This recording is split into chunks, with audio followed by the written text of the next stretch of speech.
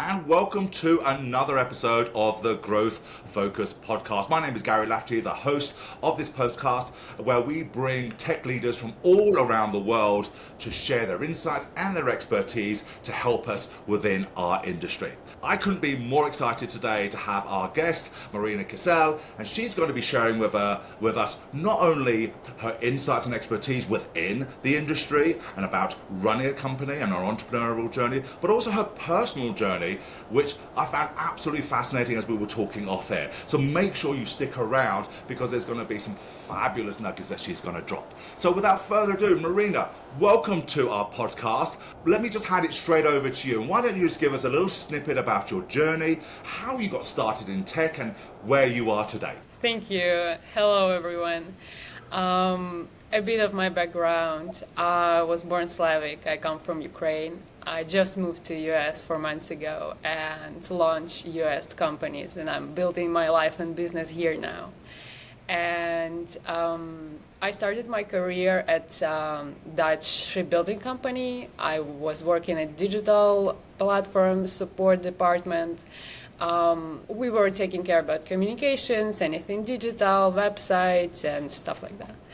And I was lucky enough to get lots of experience there. I had amazing trainings. I had perfect mentor, my supervisor, Anna Zavadna, and she helped me a lot to build the confidence that I needed in this industry and expertise to get it pretty fast, which is really hard to get even if you have a training. But the hand-on expertise is a hard thing to get when you're only starting.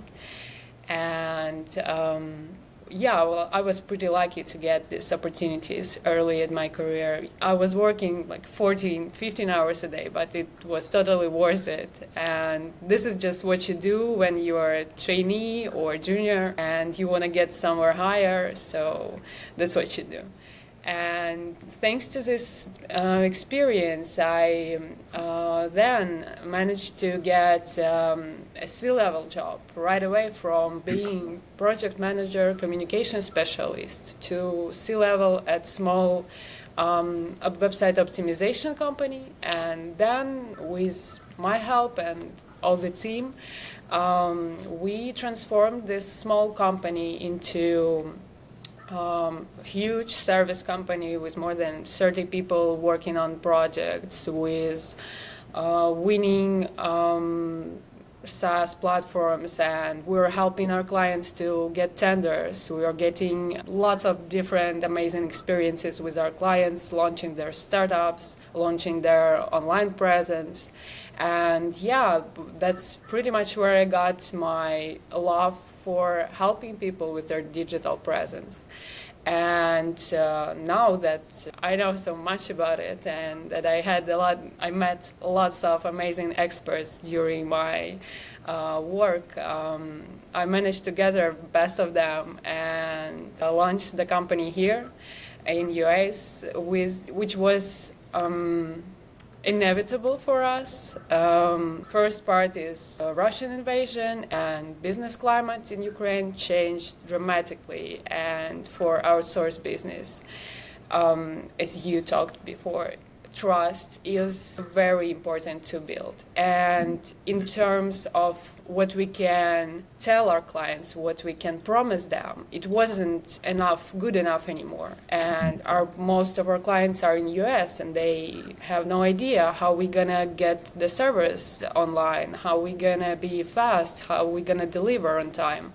And due to these challenges, we decided to move closer to our clients, and and we started building business here, which is going pretty good here, because now when we have an ability to build this connection with our clients more directly, more close with them, we are getting better results here. That's fantastic. And what a journey that is, and thank you for sharing that. And there's so much I want to dive into there, because you've done so much in such a short space of time, and challenges that you faced, I have to admit, is probably more challenges as a human being, as an entrepreneur, that we're going to be talking about more than probably any other entrepreneur that I've interviewed so far on this podcast. So if it's okay with you, I want to dive back, and dial back because I think it's an absolute fascinating story. The more you were telling me offline, off camera, I got more and more fascinated to it, and I think it's going to be brilliant for the guys here to hear. So let's go back to you starting off with a Netherlands shipbuilding company. You're a young lady. Yeah. You entered two industries which predominantly isn't known for having young ladies in it: tech and shipbuilding. So what was the impetus to get you started it? Was it just pure luck that you landed that job, or was it that something you went after? How did you get into it? I would say pure luck, actually, yeah. I got an invitation to join this company. I had no experience at all, but people who were working at HR department there were incompetent enough to send me an invitation. And it was really something, fake it till you make it. And when I came there, I had some experience working, but I just got off university, and it wasn't really something that it wasn't that I could bring some value there. I could only just be there. And when I was at my interview and they were asking me, do you know HTML, for example? And I was like, yeah, sure, I do know. Or do you know business English correspondence? And I was like, yeah, sure, I do know. But in truth, I didn't. And I had only a couple of weeks before I got the job, of course. And I had a couple of weeks to prepare for entering into my role. And during these 2 weeks, I learned everything at once. HTML, business English correspondence, everything they asked for. And my supervisor there, which is really my role model now, and she helped me to navigate through this challenging environment. And anyone who's lucky to I suggest everyone who's struggling with this to find this mentor, find this opportunity to connect with someone who's been through this already, who is experienced enough and can share some lessons with you. Even something simple, just what you shouldn't be saying or what you should be saying, how you should look, because when you're a young woman in this industry, a lot of teeny details can help you to make people see you from the perspective you want. And it's huge problems, and you need to do a lot of these actions, but on the other side, you're getting a lot of experience about people's psychology. And if you do have this elevator people who can elevate you right away, it would be amazing if you could connect with them and collaborate with them, building your career. Yeah, I think that's absolutely great advice. Again, it makes absolute common sense, but as we all know, not just in business, in the world, common sense isn't common practice. And although we can sit here and we can listen to you and say, find a mentor, stand on the shoulders of giants, they will help elevate you. It sounds very, very simple, yet a majority of people don't do it. And as an advocate of always finding a mentor or almost finding a coach, someone who has walked the talk or is continuing to walk the talk, even better. Yeah. And I like to use the scenario of landmines. They know where the landmines are, so you don't have to step on them. And just following that path, and it just makes your journey easier, faster, and far more efficient. So I'm glad you brought that out, and hopefully we can talk about that a little bit later on if we get the time. But the other point that you just made there was a young lady in that. So how was I'm curious, how was the dynamic of a young lady coming in that gender? It's almost a gender bias industry, whether we like it or not, it is. It's a gender bias industry. What was that like for you, and what was your coping mechanism or indeed dealing mechanism with it? Since I just started working in the huge business industry right away, I wasn't really coping with it. I wasn't really analyzing how people perceive me, because I was more focused on my age and that I'm too young to be here, and imposter syndrome, stuff like that. And Because I wasn't really focusing on their perception of me, I wasn't really struggling with it. But now when I look back at my experience there, I can notice sometimes when I would struggle to get my thoughts out there. I would struggle with making someone hear my recommendations or corrections, because even though these people do have experience, but young force is always there for some reason. And one of the reasons is to bring new technology, new vision, new methodologies in there. And I was struggling with that. And it was hard to build this authority to be heard sometimes. Yeah, absolutely. And as I say, it's not just you. There's always been that throughout history that, and the more women I interview, the more women I get to know within tech. My wife, as I told you before, has been 25 years in tech. She's had to deal with it. But it's not so much, as you say, the awareness of it. When you look back at it, you see it. But when you're doing it, you're just going, okay, I just have to work harder. I'm just working harder to get what I want and get to where I need to get to. And it's just part and parcel, like you said, working 40, 50, 16-hour days just to get to where you want to get to, which is very commendable.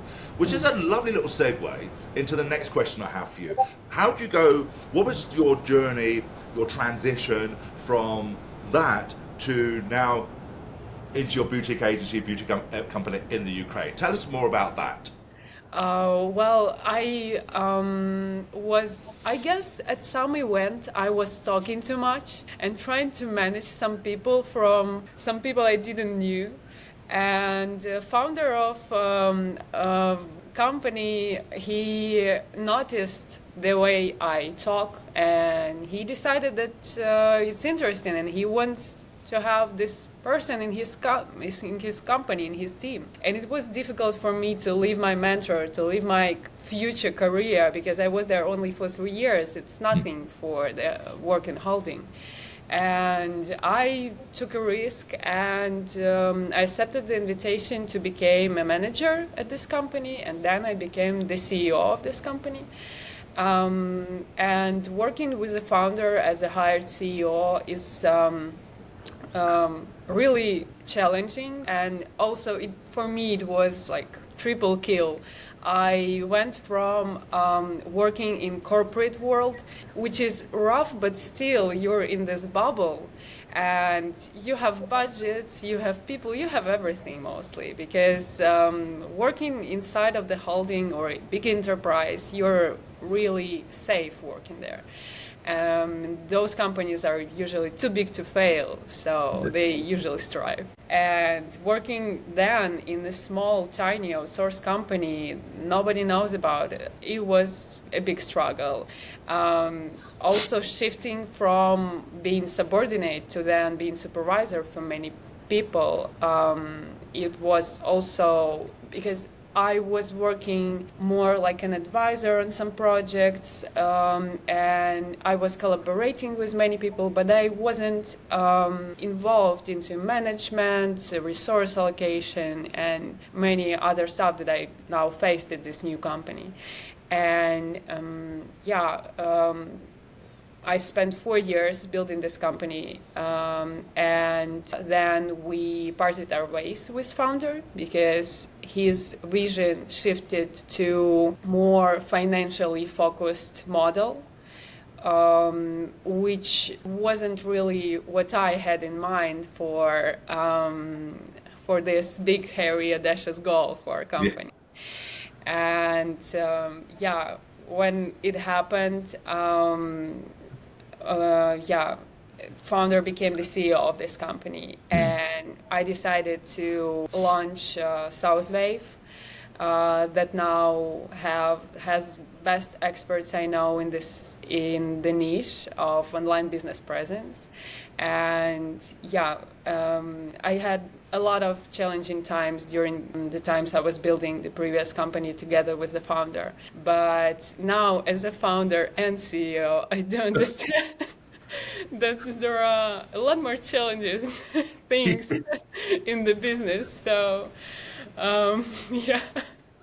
Yeah, it is funny what we learn. We always think that that they, I can do that job better than you. I can do it. What do you know? And it's always, especially when you're moving up your career ladder, it doesn't really matter what letters you have after your name.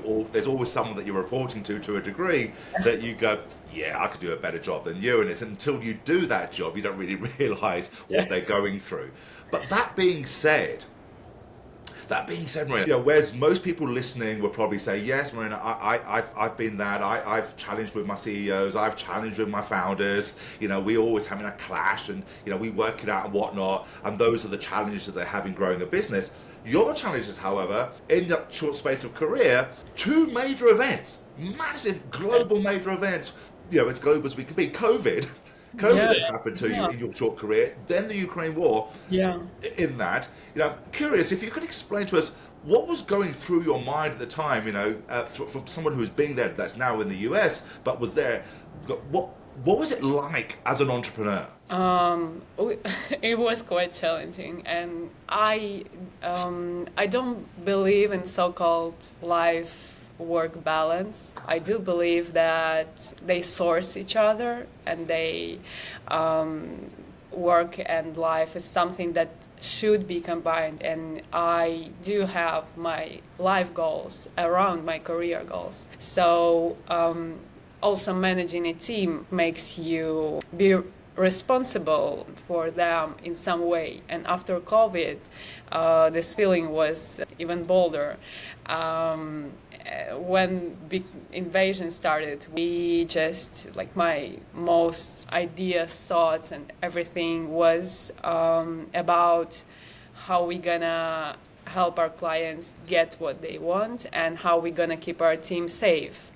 And doing both at the same time was a bit of a struggle. But as you said, COVID, it was also a major hit, and businesses are still experiencing the outcomes of this. And because we had this crisis before, we shifted our work and our processes to more independent models. We shifted to different hosting solutions. We shifted to different communication strategies with our clients. We changed the way we deliver. We started to deliver more complex solutions with all the necessary documents, everything. We started commenting much more. We doing everything for the case our clients need to walk with this project to someone else. It was the worst case scenario, but we shifted our delivery function to make sure if something happens to us, to the company, temporarily or not, our clients are equipped and ready to go to other supplier, and their supplier will accept them, because usually they not. They do not, because they don't have enough information and other stuff. So because of that, we were almost prepared already.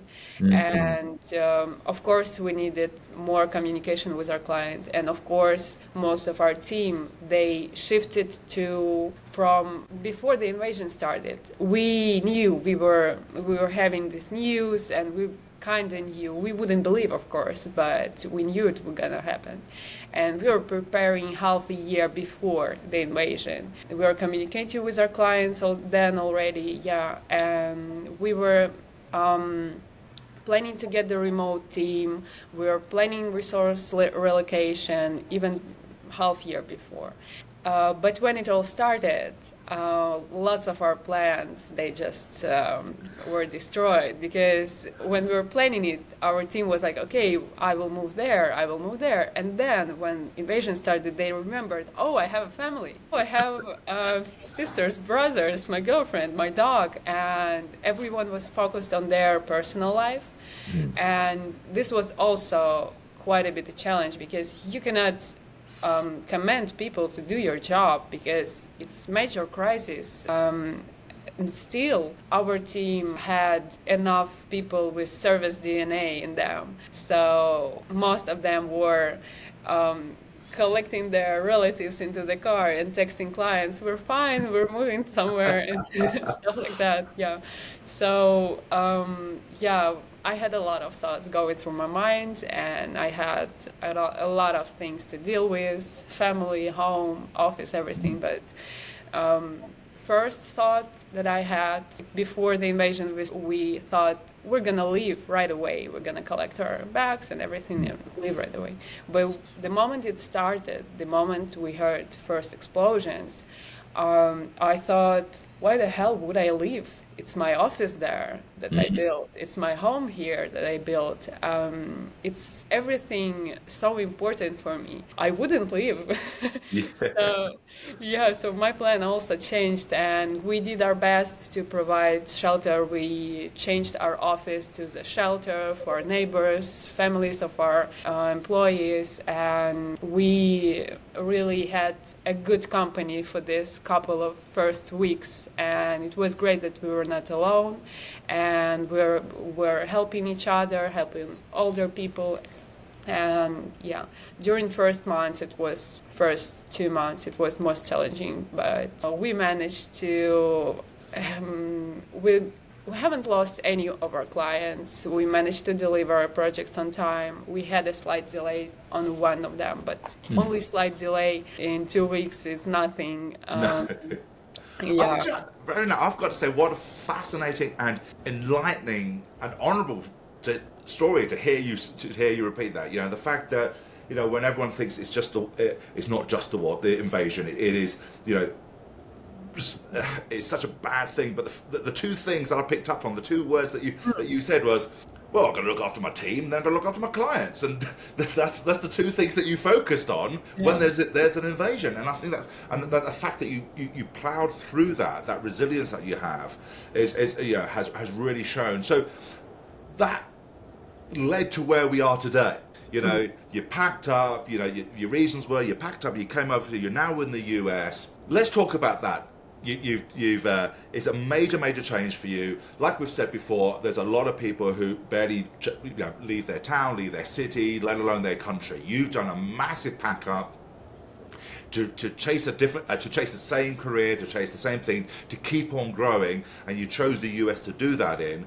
What are the challenges you face just packing everything up and moving to a brand new country? Let's talk about that first. Oh, well, you can't actually pack everything up despite how much you want it. But yeah, we took our time before we left Ukraine, and my fiance, he was a CTO and working together with me at our previous company, and he left his job to join the army as a volunteer medic, and he was discharged from the army because of health conditions. And that was the moment when we decided, oh, okay, we have to leave now, I guess, because we can't do anything here. And we couldn't have same opportunities. We couldn't have same abilities to help our families, to help our militaries, to help our local people in Ukraine. So we decided to move, and we started selling everything off. And it was sad, but still most of the stuff you can sell of course, you just give it away. So we just moved here with, I guess, like 4 bags, and yeah, we had friends here who helped us a lot during our first months when we were looking for an apartment. And our clients also helped us a lot because they were advising us a lot on where we should live, where we should go. And they also contributed a lot to our move, and they supported us. And this is also, again, coming back to the trust you build with your clients. They believe in us 100%. They know we will not only deliver, but we will be a trusted partner in the long run. And thanks to that, we were able to build this really strong relationships, not only business, but personal relationships. And this helped us a lot moving here. But once we found an apartment, everything became great. So And that yeah. so when it comes to running your business, then absolutely, people don't put enough emphasis on relationships. And you're a classic example of why one should put relationships. It doesn't matter where you are on the planet. Building relationships, a client isn't just an MRR. It's not just an ARR. It's not just an invoice. It's about building those relationships that are long lasting and deep. And you've proven that point. That being said, though, now you're in the US, you're continuing to grow. What are the challenges that you're facing now? As you can almost say you're a newer company starting off again, even though you're not. What are those challenges that you're facing, and what are you doing to overcome them, to do lead generation and sales? Well, like I said, we managed to build trust with our clients, and at the moment we have an ability to fight our biggest challenge. And I think most service companies that just walking into this niche, they experience the same challenge. They do everything for everyone, and they cannot build a strong niche focused strategy. And this is something we do have ability to do, because at the moment we're building this strategy and we have time to figure out our niche and to test marketing approaches and to build inbound in our inbound flow of leads to our sales department. And thanks to our previous clients and thanks to 100% retention rate, everyone who we work with now are either our clients, either referrals from our clients. And thanks to that, we managed to not only keep up with daily operations and pay salaries, but to test new niches, to involve marketing efforts, to building this new way of suggesting our vision to the clients. Because it's just it's a hard thing to do, scale and work and get new clients at the same time when you're new and when you're saying we're in this business for a year already. It's not something you can get more clients with. And to build this strong positioning and messaging and to put your vision into it, you need time and money. And thanks to our goal to build long-term relationship with every client, we managed to do that, and we managed to overcome this challenge. Yeah, absolutely. As I said, and I love the fact that you said you've got to build long-term relationships, with your clients. And what a retention rate! What was your retention rate? Did you just say 100%? 100% retention Everyone rate? who comes stays with us forever.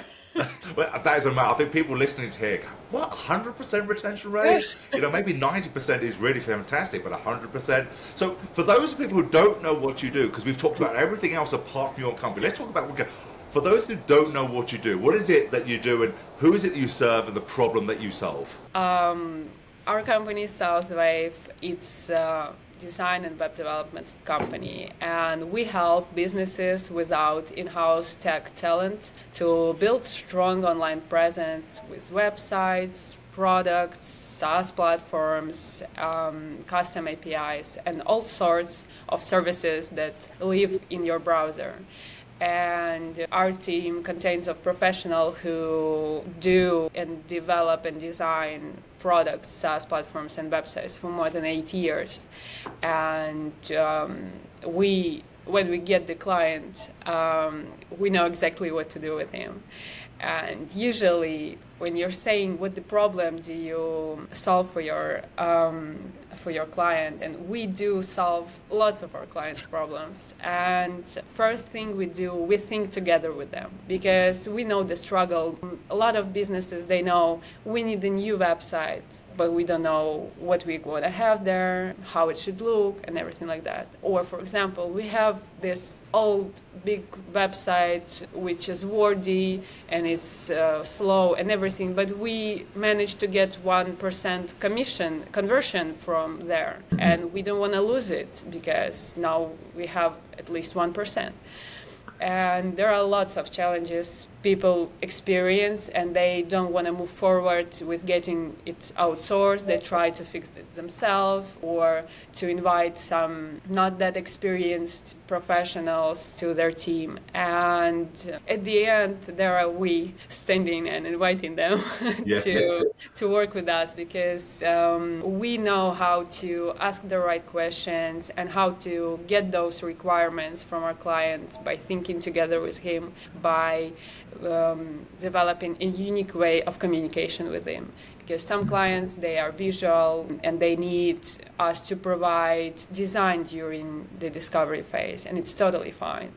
And some clients, they want to see how we would help them to win the tender, and they want us to provide dry facts and documents during discovery phase. And it all depends on where the business is standing right now, what tech talent they have in-house, and what are their thoughts about how it should look like. Because usually they know it's not what we have now, it's not what we should have, but what we should have, we don't know.